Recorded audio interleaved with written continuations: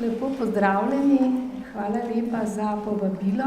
Zelo sem vesela, da ste izbrali to temo za vašo poletno šolo, ker mislim, da je izjemno pomembna, ne samo v strokovnem smislu, ampak pravzaprav za vsakogar od nas, ker se s cepljenjem srečujemo tudi v vsakdanjem življenju, tako sebe kot svoje družine. Nenazadnje se boste gotovo s tem srečali, ko boste imeli otroke. Prihajam iz Nacionalnega inštituta za javno zdravje, ki je sicer v letih, odkar je bil ustanovljen, to pa je bilo leta 1923, spremenil nekaj imen, ampak poslanstvo in delo, ki ga upravlja na področju cepljenja, se je začelo z ustanovitvijo in se še zelo močno in intenzivno nadaljuje še sedaj. Celo v letih okoli med prvo in drugo vojno je Nacionalni inštitut izdeloval cepivo. Tega cepiva sicer zdaj še vedno v večjih količinah ni, to je bilo cepivo proti streptokoknim okužbam. Cepljenje ni samo to, da damo injekcijo. Čeprav večina ljudi, ko se mora cepiti, pomisli samo na to, ali bo bolelo pa, ali bom jaz potem, ko bom cepljen, ostal zdrav, ne bom dobil tistih bolezni. To je tudi pravzaprav namen, da vsak nekako vzame cepljenje kot samo po sebi umevno, ker je s tem, ko se cepi, zavaruje sebe, zavaruje pa tudi druge.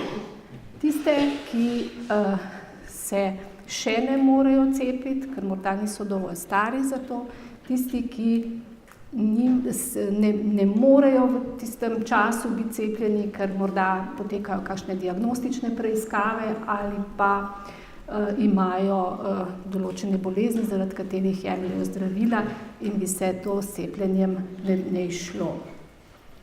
Zavaruje tudi tiste, ki potem, ko so cepljeni, ne razvijajo imunosti.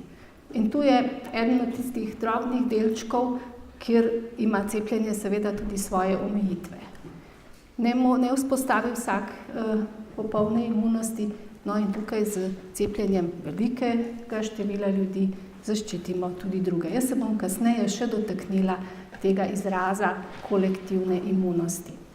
Prav zaradi tega, ker ima cepljenje vse te dimenzije, se je tudi Ustavno sodišče odločilo in je leta 2004 presodilo, da je cepljenje tako pomembno in da s cepljenjem sebe varujemo tudi druge, da ne posegamo v človekovo pravico, da lahko izbira, ali se bo cepil ali ne, ampak je pravzaprav njegova dolžnost, da se cepi in zato je presodilo, da ni pretirana ta odločitev, da je cepljenje obvezno.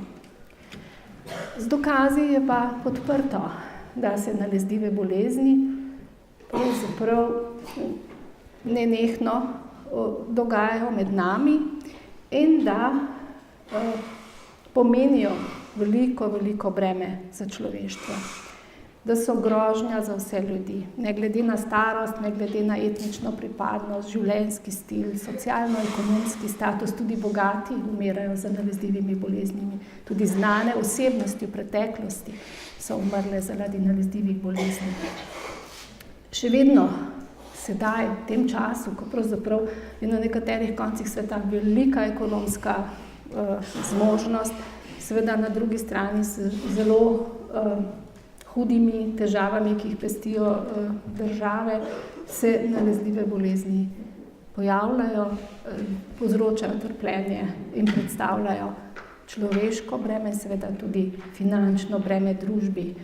Naj omenim, predvčerajšnjim smo praznovali Svetovni dan boja proti steklini in omenjeno je bilo, da vsako leto za steklino umre 70,000 ljudi na svetu. To se sicer ne sliši tako veliko, ampak steklina je preprečljiva bolezen. s cepljenjem in seveda tudi z ukrepi v veterinarski službi.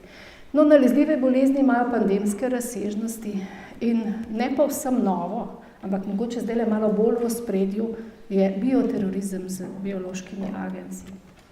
Z dokazi pa je tudi podprto, da smo s cepljenjem izkoreninili določene bolezni, in sicer koze, da se pričakuje izkoreninjenje otroške paralize, če bi ne bila situacija v svetu taka, kot sedaj je, da so konflikti, da so v nekaterih področjih tudi hude razmere zaradi vpliva naravnih pojavov, poplave in suše, in če seveda ne bi bilo marsikje tudi težko si privoščiti cepljenje, bi že izkorenili otroško paralizo.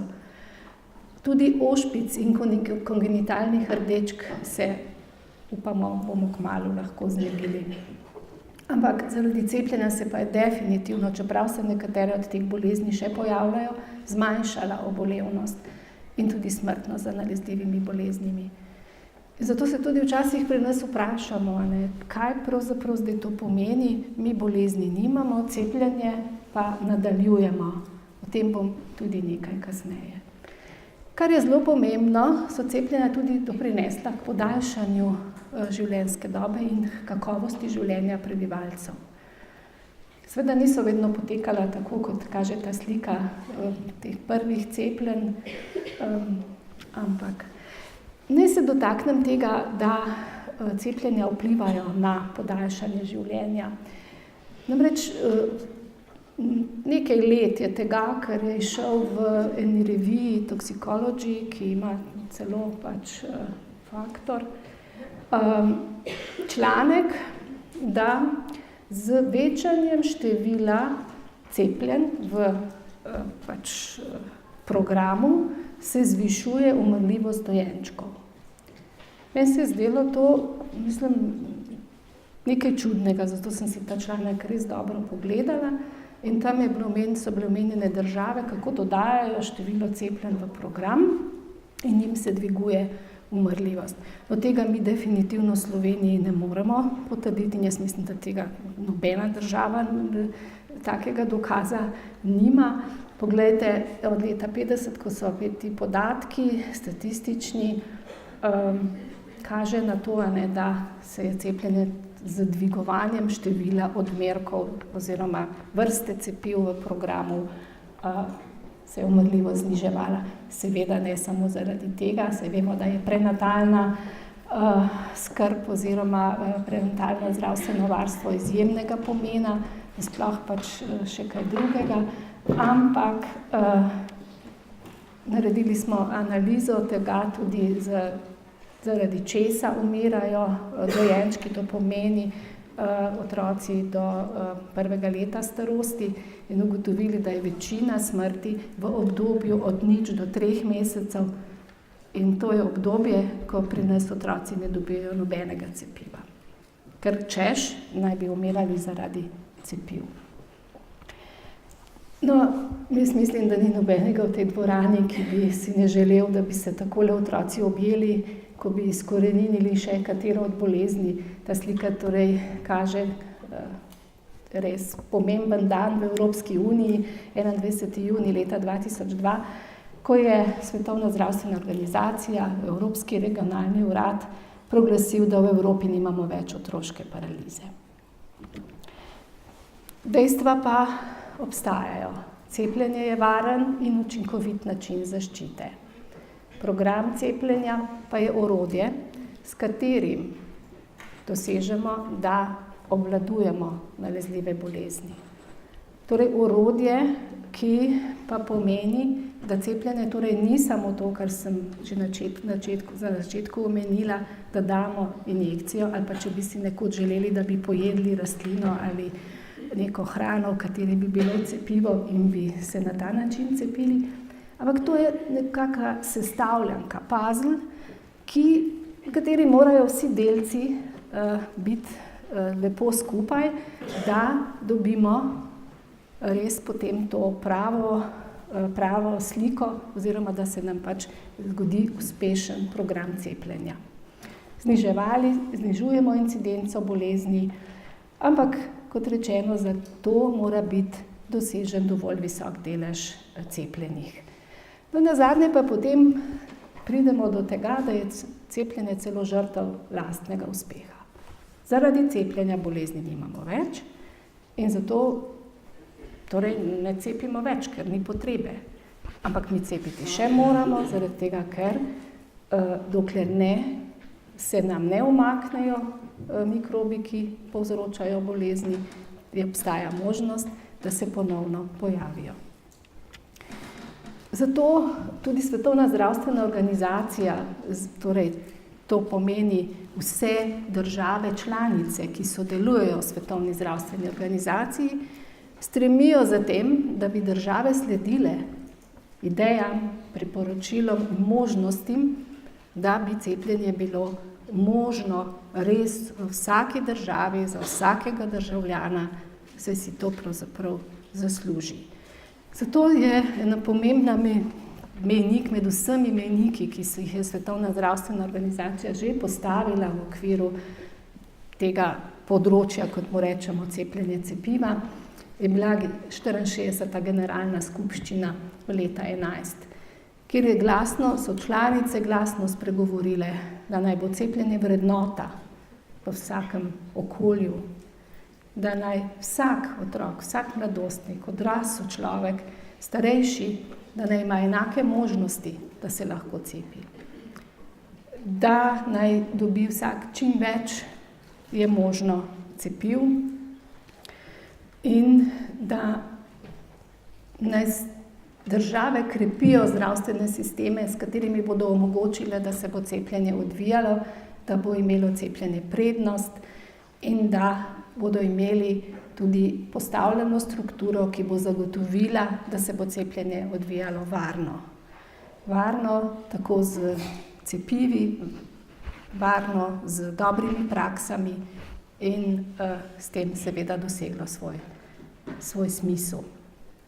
Seveda Svetovna zdravstvena organizacija tudi zelo poudarja o solidarnosti, ki pomeni, da prav na področju cepljenja stopijo skupaj številni partnerji, ki pomagajo, tako da se tudi številni proizvajalci cepiv združujejo v ideji in potem tudi pomagajo s količinami cepiv, da si tudi revnejše države lahko privoščijo. Eden takih programov je seveda UNICEF, potem je program tudi globalni program imunizacije, kjer donirajo tudi številne bogate osebe v svetu.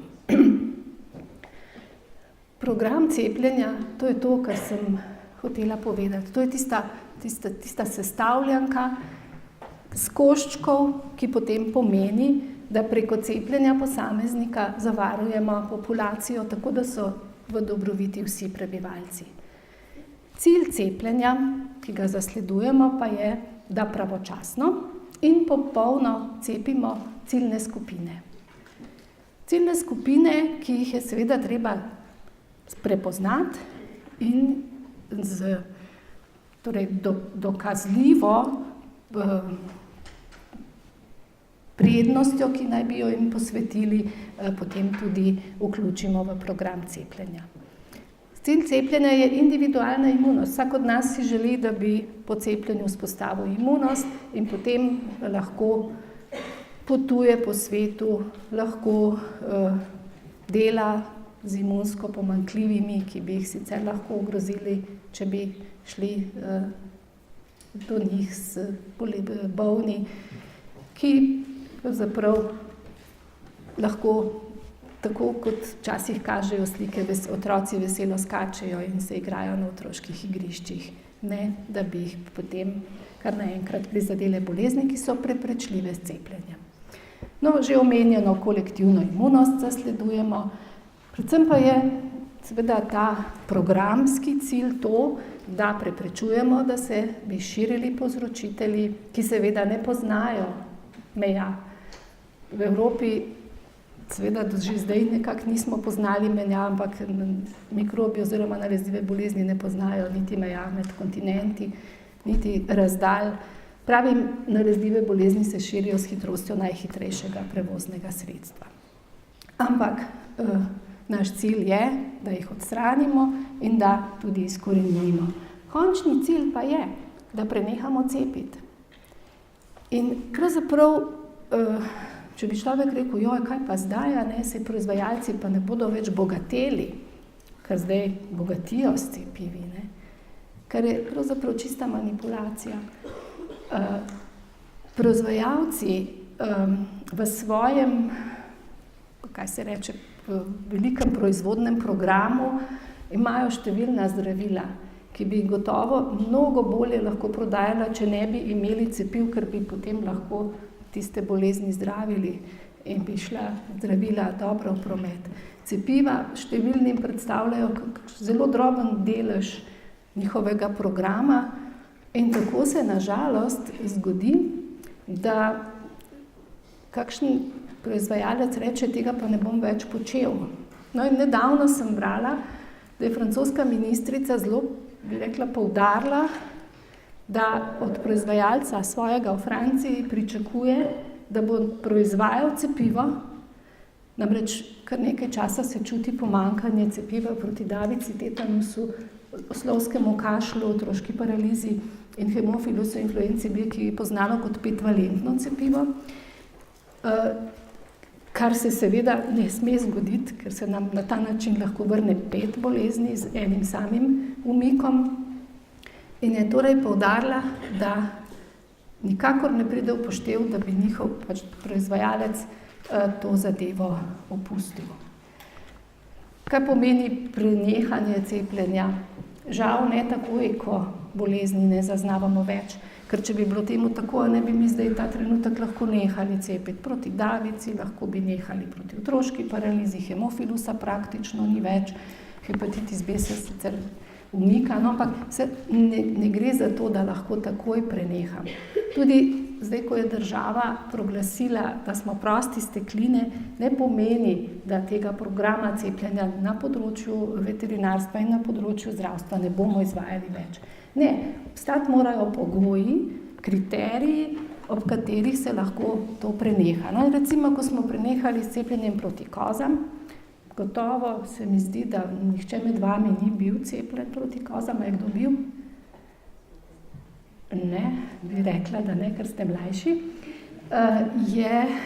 Je trajalo kar dolgo, da smo lahko nehali s cepljenjem.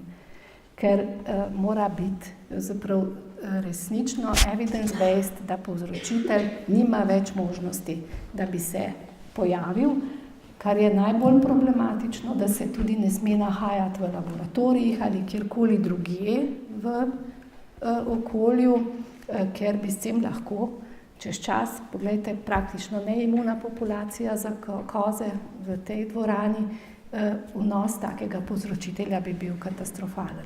Zato se morajo zavezati ob eradikaciji in potem z ciljem prenehanja cepljenja zaprav vsi. In če nam nad glavo bdi kar naprej grožnja bioterorizma, se seveda moramo še toliko bolj zavarovati. Program cepljenja je sestavljanka, hkrati mora imeti pa nujne sestavine. In ena nujnih sestavin seveda je zanesljiva preskrba s cepivi, učinkovitimi, varnimi cepivi. In kot sem prej rekla, to se lahko zgodi, da je tudi težko. Kar naenkrat se proizvajalec odloči, da pač to ni več njegov ekonomski interes. Na drugi strani seveda se lahko zgodi tudi to, da pride v težava v kontroli kakovosti in moramo počakati, da se zadeve izboljšajo. Ampak vendar, vsi postopki, ki ste jih, mislim, da tekom teh dni tudi slišali, gredo v tej smeri, da pač so zanesljiva, učinkovita in varna. Stroka mora biti za to. Stroka mora izvesti cepljenje. Ne moramo dati vsakemu državljanu domov paketek, takole zdaj pa v petek dajte to, čez 10 dni dajte to in potem boste cepljeni. Stroka, kdo pa je to? To so pa izbrani zdravniki, ki jih starši izberejo, ko se otrok rodi, ali pa so izbrani zdravniki družinske medicine, ki si jih izberemo potem, ko malo zrastemo. Oni morajo biti za to. In Kako lahko to dosežemo? Prvo, seveda, da so dobro opremljeni z znanjem, da imajo v bistvu vso strokovno kapaciteto in na drugi strani, da vzpostavijo partnerstvo s starši, ki pač jim zaupajo svoje otroke. In zdaj, če se ozremo na to, da nekateri starši ne želijo cepiti svojih otrok, potem se mimogrede vsak lahko vpraša, zakaj pa ti starši zaupajo, da bodo ti pediatri, ki so jih izbrali, takrat, ko je otrok bolan, tega otroka dobro oskrbeli in ga pozdravili. Ko pa želijo poskrbeti za to, da bo otrok ostal zdrav, da ne bo dobil bolezni, takrat mu pa nekako ne želijo zaupati. To vprašanje je že dolgo časa nekako neodgovorjeno. Veliko se ukvarjamo s tem in tudi dovolj strokovnjakov različnih strok, ne medicinskih, pravzaprav medicinski, malo premalo poznamo vseh teh vplive, ki lahko prispevajo k temu, da pride do nezaupanja. Seveda upamo, da pridemo bližje. Kaj je še nekako nujna sestavina programa? Pravzaprav to, da tistega, ki je cepljen, ne stane nič. To seveda veliko stane. Cepljenje ni brezplačno. V Sloveniji je cepljenje, ima svojo ceno, ampak to ceno pokrije država oziroma naša državna zavarovalnica skozi pač storitev izvajalca cepljenja, skozi pač nabavo cepiva in seveda skozi postavitev sistema. Za cepljeno osebo je brezplačno. Ni v vseh državah tako. Bogati v marsikateri državi morajo plačati za to, da se lahko cepijo. No, nujne sestavine programa so seveda še tudi to, da lahko zvemo, kako je cepljenje potekalo, kakšen delež cepljenih je smo dosegli. Z sodobni tehnologiji si seveda tega ne predstavljamo več brez računalnikov. No in na cepilnih mestih imajo računalniške podpore, tudi na Nacionalnem inštitutu imamo računalniško podporo, ampak malo pa manjka še tega, da bi se znali slišati med seboj. Prav pretok podatkov pa žal še ni tako, da bi mi rekli, da imamo register cepljenih. Nekaj let smo ga imeli, potem je tehnologija prerasla naše zmožnosti, no in mi ga zdaj zelo nestrpno čakamo. Kaj pomeni to, da bi imeli register? To pač pomeni, da bi lahko vsak od nas dal svojo elektronsko, torej kartico zavarovalniško in bi pogledal, kaj je bil že do zdaj cepljen. No to zdaj seveda še ni, ampak zdaj pa imate knjižico o cepljenju. In če vam ob cepljenju ne izdajo knjižice o cepljenju, so naredili strokovno napako. Ker vsak zapis, vsako cepljenje je zapis, tako kot je recimo vsak rentgenski posnetek zapis, pa v rentgenu vidimo tisto rentgensko sliko, pri cepljenju pa imamo pred seboj knjižico o cepljenju, v katerih so opisani od datuma do proizvoda, ki smo ga dobili, do serije tega cepiva, do proizvajalca in seveda tudi, kdo je cepljenje izvedel. In to je sestavni del programa in vsak od nas mora imeti, če je bil cepljen, knjižico o cepljenju. Ko se odpravljate v tujino, je to potrebno, ko greste, recimo, bodi si na študij ali karkoli, v številne države po svetu ne boste mogli biti vključeni v učni program ali v delovno razmerje, če ne boste imeli določena cepljenja.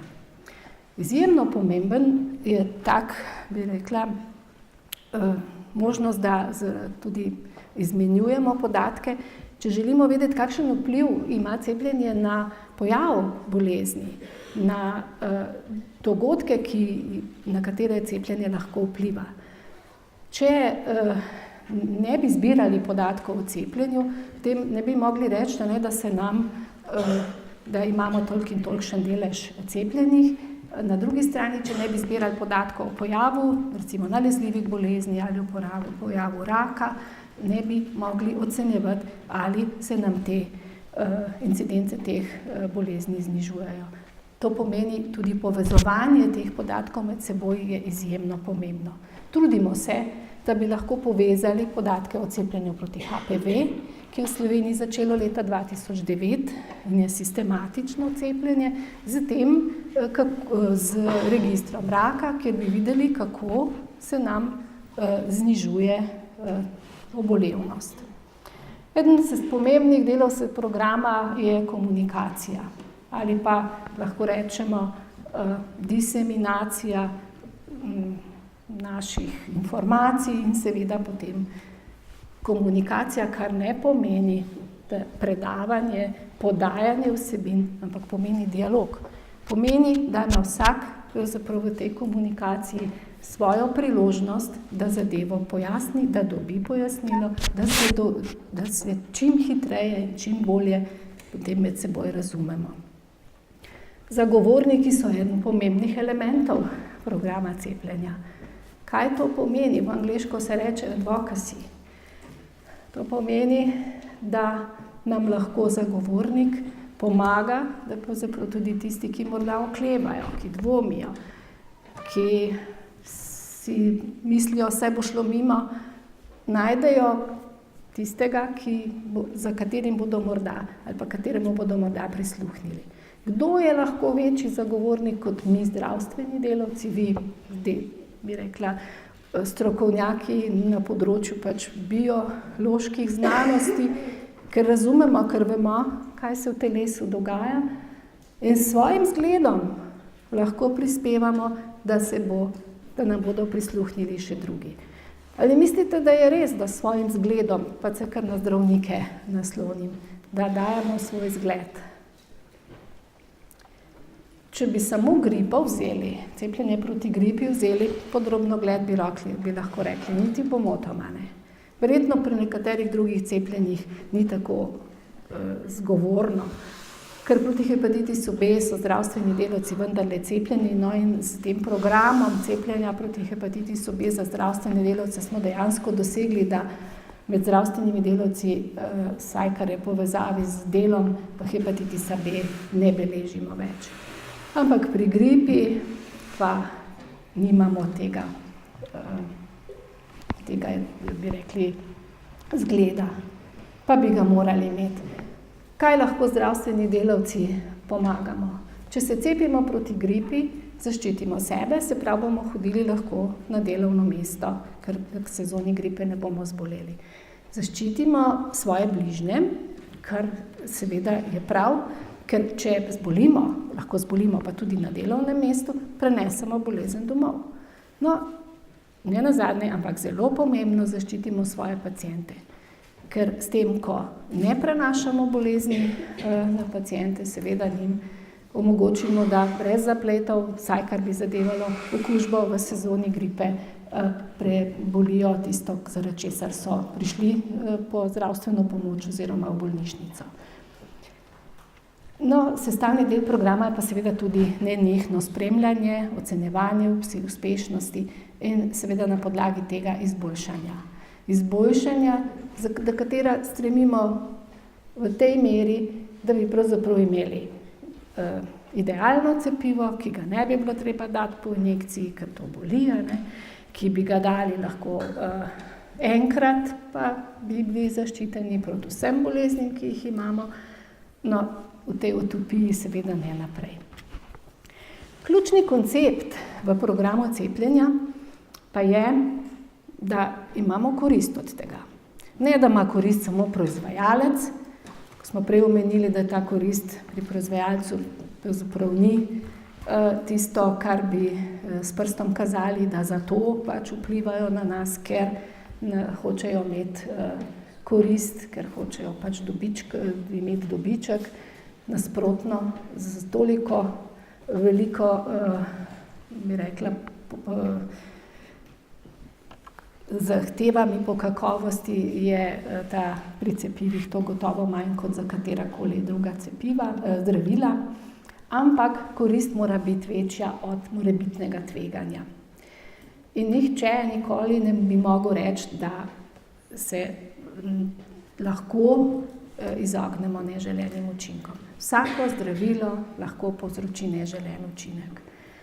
Ampak to, da se pojavlja, mi lahko kar se da minimaliziramo, bodi si z tehnikami, z organizacijo, se pravi z dobrimi praksami in seveda tudi v teku preizkušanja in proizvodnje.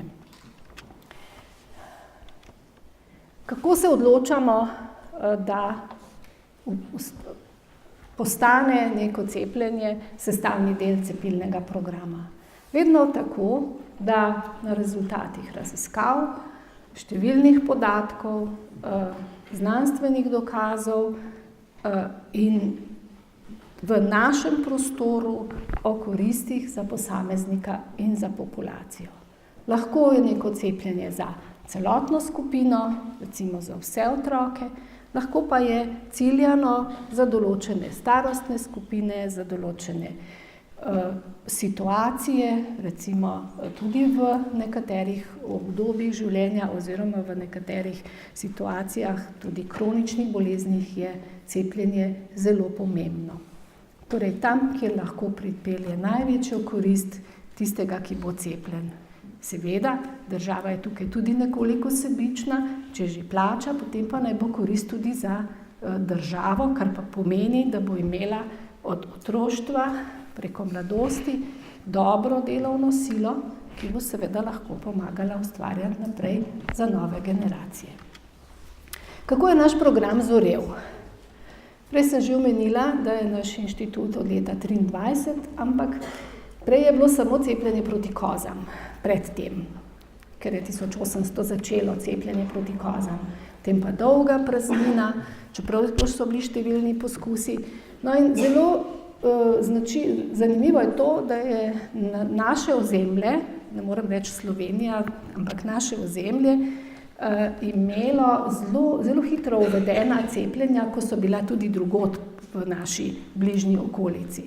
Leta 1937 proti davici, potem takoj po vojni se je prepoznalo, kako pomembno je cepljenje proti tetanusu, kajti vojna je vzela veliko življenj, zlasti prva, zaradi tetanusa, ker so pač zbojevali vojaki, ki so bili v stiku z konji in v rovih v naravi, in je potem bila pač možnost, da se cepiš z velikim entuziazmom sprejeta, in od leta 1951 je pri nas cepljenje proti tetanusu, tako da jaz mislim, da ste tukaj praktično vsi vsaj 5-krat bili že cepljeni proti tetanusu.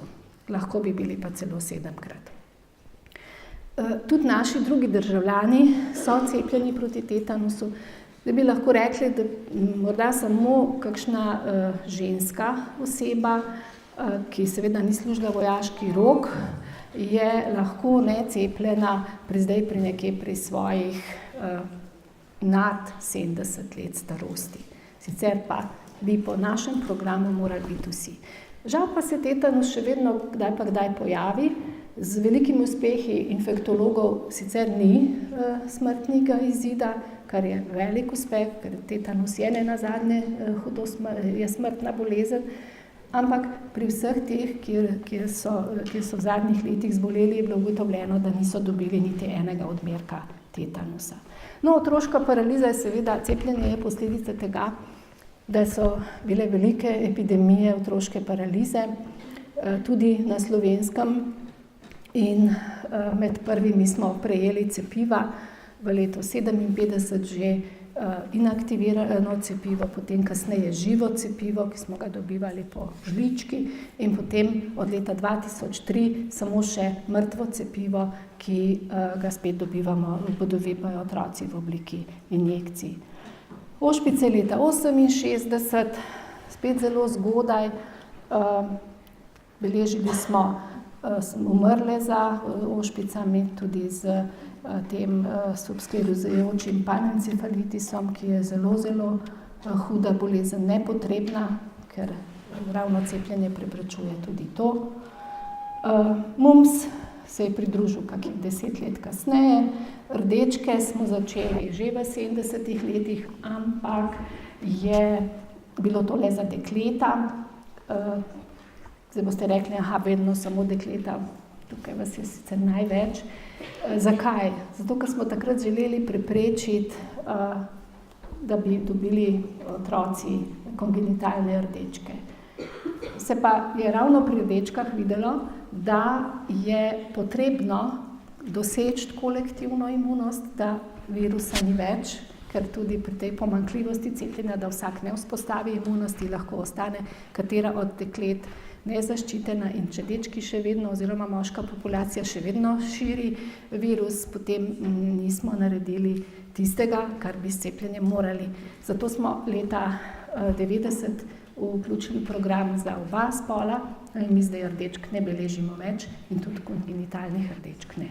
Je pa v državah, kjer cepljenje ni tako uspešno, po izbruhu ošpic sledi tudi povečano število kongenitalnih rdečk. Hemofilus smo uvedli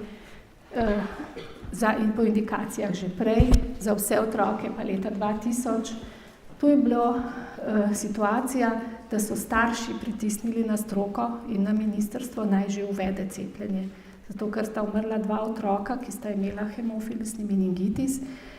Stroka pa je pripravljala program, ker smo potrebovali še dodatne podatke, da bi vedeli, v katero ciljno skupino bi to vključili. No in pritisk staršev pravzaprav je bil tisti, ki je odprl malho na zavarovalnici. In dobro je bilo, stroka je bila toliko pripravljena, da to ni bil šok, da ne bi mogli začeti. Tudi poznali smo cepivo že dobrih 6 let prej in danes nimamo več hemofilusnega meningitisa pri otrocih mlajših od 5 let oziroma tudi že do 15 let ne, izjemno redko.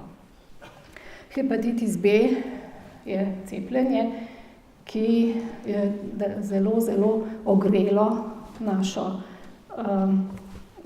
družbo in hepatitis B cepljenje je bilo tudi tisto, ki je nekako sprožilo ustavni postopek posredno, ampak vendarle cepljenje je v programu za otroke, predno vstopijo v šolo, ne za novorojenčke. Mi smo takrat preučili, da 98. leta, da je naša prenatalno zdravstveno varstvo dovolj kakovostno, tako da se s testiranjem nosečnic na hepatitis B ugotavlja, ali bi lahko tekom poroda prenesla hepatitis B. No in v takih primerih potem cepimo novorojenčka, mu damo tudi imunoglobulin, sicer pa puščamo, da pridejo v obdobje pred vstopom v šolo, kjer se morda začnejo potem le aktivnosti, ki so bolj tvegane, se pravi kakšni prebadanja ušes oziroma tudi kakšne tetoviranja, ko starši pravzaprav mislijo, da njihovi otroci pa ničesar takega ne bi počeli, smo to cepljenje uvedli. Humani papilomski virus zelo hitro po tistem, ko je bilo cepivo odkrito, v široki uporabi že v nekaterih državah z veliko izkušnjami in dokazi, da gre za varno cepivo, smo uvedli v šolsko leto 9. Zdaj se pripravljamo, da bi imeli kar se da dobro podlago, da bi lahko potem vključili še dečke. Pnevmokokno z velikim impaktom na to bolezen, pljučno bolezen, je pnevmokokno cepivo pravzaprav izjemnega pomena za dojenčke in za starejše ljudi. Zato smo uvedli to cepljenje v otroški program z 2 ciljema. Zavarovati te najbolj ranljive otroke, da skozi otroštvo pridejo brez hudih pnevmokoknih pljučnic, celo na vnetih srednjega ušesa ima to cepivo ugoden učinek, in da znotraj družine in okolja zavarijo starejše ljudi, ki so prav tako izjemno dovzetni za pnevmokokne pljučnice. Tako da gre tukaj, rekli spet, posreden učinek še na drugo populacijo. Mi imamo programe, ki ciljajo na ciljne skupine, za dojenčke, predšolske, učence, dijake, študente, osebe, ki so zaposlene in lahko pri opravljanju dela pridejo v stik z nalezljivimi boleznimi, za potovanja, za vse prebivalce, no in tudi za nosečnice. Koledar cepljenja je na spletni strani Nacionalnega inštituta. Ta koledar se z izkušnjami in na podlagi analiz spreminja, modificira, izboljšuje, tako da ga znati na pamet je nepotrebno, ampak vedeti pa je potreba, da ima pri nas cepimo proti tuberkulozi le tiste, ki prihajajo iz držav v zadnjih 5 letih z visoko incidenco tuberkuloze. To podrobno spremlja pri WHO-ju skupina za tuberkulozo in samo ti otroci, za njih je to cepljenje izjemno smiselno. Sicer imamo pa mi dober program za tuberkulozo, ki zajame ob morebitnem pojavu tuberkuloze na način, da zavaruje potem tiste, ki so bili v stiku. Nekaj takih situacij, kako je to potrebno, da je tak program, smo doživeli lansko leto, ko smo imeli pretok teh nesrečnih ljudi, ki so prihajali iz vzhoda in migrirali čez našo državo, ker so seveda tudi nekateri s seboj nosili tuberkulozo. Potem imamo pa 5-valentno cepivo, prej omenjeno, to pomeni 5 v enem, celo 6 v enem je lahko, ker je tudi B hepatitis lahko pridružen. In pa otroci dobijo 3 odmerke pnevmokoknega cepiva, ošpice, mumps, rdečke. Če obstaja pa indikacija, pa seveda tudi cepimo proti noricam, proti meningokoknim okužbam. Zelo se trudimo dobiti cepivo proti meningokoku B, ki pri nas prevladuje in je šele v zadnjih letih nekako prišel v proizvodnjo oziroma na trg. V Angliji že redno cepijo z meningokokom B, pri nas pa po indikacijah. No, možno je še cepljenje proti rotavirusnim okužbam, ki pa ni v rednem programu in je proti plačilu.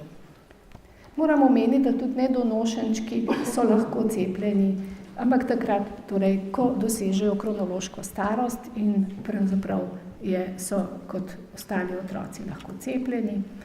Šolski gredo že z imunskim spominom v šolo, ampak dobijo še dodatne odmerke, ošpic, mumps, rdečke. Tam se ponovi davica, tetanus, oslovski kašelj, ki nam dela preglavice, zaradi tega, ker cepivo pač ne daje trajne zaščite. Mimogrede, večina bakterijskih cepiv dajejo krajšo zaščito, kot bi si jo pač želeli bi, da bi bila daljša, zato moramo bakterijska cepiva večkrat ponavljati. Pri virusnih je pa nekoliko lažje in jih včasih niti ni treba ponavljati. No, ena takih novic, da ni treba ponavljati, je rumena mrzlica. Z letošnjim letom je dovoljen sam odmerek in tisti, ki ste bili cepljeni proti rumeni mrzlici, imejte podatek pri sebi, ker lahko z tistim podatkom, s tisto knjižico o cepljenju potujete in ni treba osvežiti na 10 let, tako kot je bilo do zdaj potrebno. Tetanus pa moramo biti cepljeni vsi, še potem, ko zapustimo šolo. Tudi odrasle cepimo, glede tudi na njihovo delo, ki ga opravljajo. Starejši, ki so zdaj vedno v večjem deležu v naši populaciji, so delno varovani od drugih ciljnih skupin, seveda za nekatere, proti nekaterim cepljenjem pa potrebujejo individualno zaščito in ta paleta cepljenj je nekako na voljo.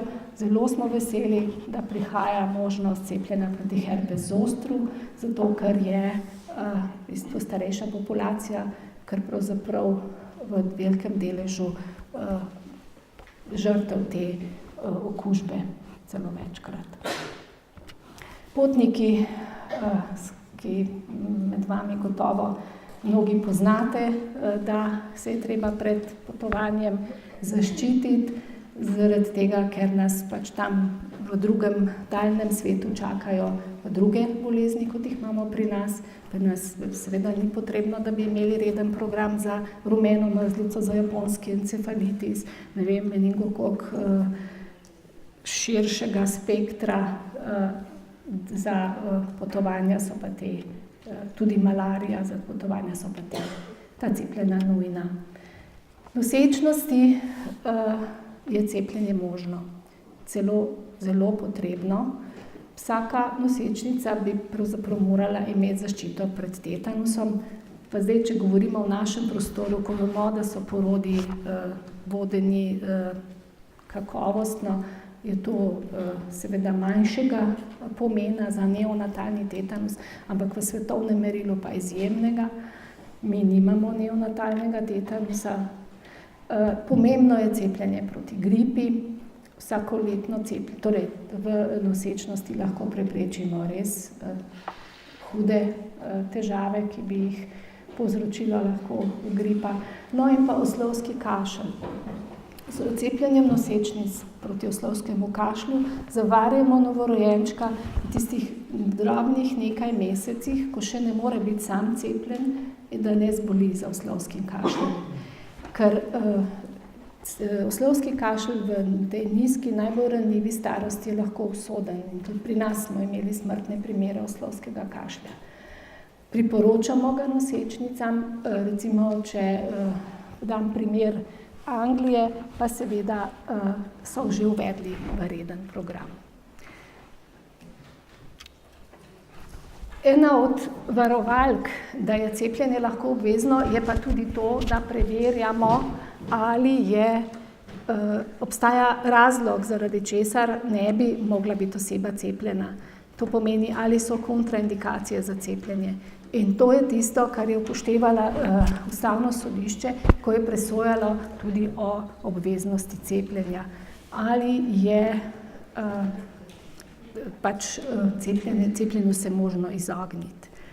Glede na to, da vidim, da bi verjetno bila tudi še kakšna vprašanja, imam jaz sicer pripravljen daljši tekst, ampak bom šla na konec in bom dala tole, in sicer ne pozabimo torej, da smo v cepljenju partnerji in da moramo imeti porazdeljeno odgovornost, da je pravzaprav to partnerstvo tisto, ki nas lahko pelje bliže k temu, da bomo lahko varno in z zadovoljstvom izvedli cepljenje. Da lahko več informacij dobimo na številnih, bi rekli, kredibilnih spletnih straneh, ki pomagajo razjasniti, če česa nismo dobro razumeli, in da lahko zrejo tudi naši otroci v prihodnost, če se pač vsi zavedamo, da je to daleč najboljše od vsega, kar imamo od medicinske znanosti, da nam zmanjša breme bolezni in varno otroštvo.